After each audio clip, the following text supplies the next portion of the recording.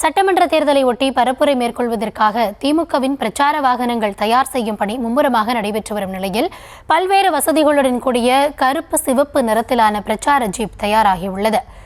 விவரங்களோடு செய்தியாளர் சுப்புராமன் இணைந்திருக்கிறார். சுப்புராமன், விவரங்கள். வணக்கம். தமிழ்நாட்டில் சட்டமன்ற தேர்தல் தேதி அறிவிக்கப்பட்டுவிட்டது. ஏப்ரல் 23ஆம் தேதி தமிழ்நாட்டில் வாக்குப்பதிவு நடைபெறும் என்று தேர்தல் ஆணையம் அறிவித்திருக்கிறது. சட்டமன்ற தேர்தலுக்கு வேட்பாளர்களுக்கு மிக முக்கியமான ஒன்று என்பது இந்த பிரச்சார வாகனம். அந்த பிரச்சார வாகனம் என்பது சென்னையில் இருக்கக்கூடிய அண்ணா சாலை பகுதியில் பிரம்மாண்டமான முறையில் பல்வேறு அரசியல் கட்சிகளைச் சேர்ந்த வாகனங்கள் தயாராகி வருகிறது. குறிப்பாக திமுகவை சேர்ந்த வாகனம் என்பது தற்போது தயாராகி கொண்டிருக்கிறது. சென்னை அண்ணா சாலையில் இருக்கக்கூடிய அந்த பெருமாள் முதலை தெருவில் பிரச்சார வாகனங்கள் தற்பொழுது தயார் செய்யப்பட்டு வருகிறது. சிறிய கார் முதல் சொகுசு கார் வரையிலான பல்வேறு வசதிகளுடன் கூடிய பிரச்சார வாகனம் தயார் செய்யப்பட்டு வருகிறது. பிரச்சார வாகனத்தில் ஏசி வசதி, மைக் வசதி, மின்விளக்குகள், அதே போல கூட்டணி கட்சியினுடைய கொடிகள் பொருத்துவதற்கான கம்பிகள், பின்புறத்தில் நின்று செல்லும் வகையில் உள்ளிட்ட பல்வேறு வசதிகள் இதில் ஏற்பாடு செய்யப்பட்டிருக்கிறது.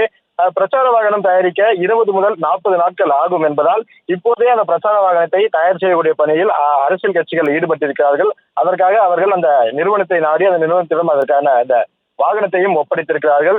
இந்த வாகனங்கள் அங்கு பிடிக்கப்பட்டு தேர்தல் பிரச்சாரத்திற்கு ஏற்ப அந்த பிரத்யேக வசதிகளுடன் அந்த ஏற்பாடுகள் செய்யப்பட்டு வருகிறது. இந்த வாகனத்தின் உட்புற கட்டமைப்புகள், தலைவர்கள் அமரும் வசதி, ஹைட்ராலிக் ஏணி மூலம் வாகனத்தில் மேல் வந்து உரையாற்றக்கூடிய வசதி, மைக், ஸ்பீக்கர் உள்ளிட்ட மின் வசதி உள்ளிட்ட வசதிகளுடன் இந்த வாகனமானது தயாராகி வருகிறது.